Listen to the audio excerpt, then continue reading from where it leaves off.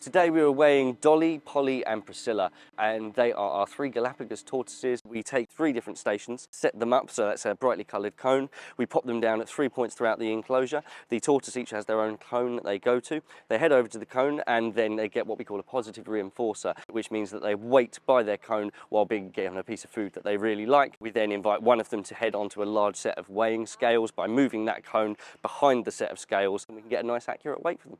For our tortoises, their main thing is that they really like food. Today we were using radicchio. That is one of their kind of favourite foods. It's brightly coloured and it's also leafy. The brightly coloured cones, by their kind of coloration, is one thing that draws the tortoises to them. The other reason that they can be quite attracted to them as well, it's a completely different shape for anything else in the enclosure. We regularly weigh lots of our animals just to make sure that we are keeping an eye on their general health. If an animal is suddenly reducing in kind of weight, then that might be an indication of some kind of ill health that's going on. Generally, we keep a very close eye, especially on the weights of things like the tortoises as well, to see if they're developing eggs. That can be another thing. So it's not always a negative. If their weight's changing, it can be a real positive if they're kind of building up a large egg load and getting ready to lay. We train the tortoises, and in fact as many animals as we can, for a variety of different reasons. One's practicality. Our tortoises are weighing over 100 kilograms, each single one of them. So to actually manually move that animal around is really, really unpractical. More than that, we try and give all of our animals choice and control. And the more choice and control you can provide your animals,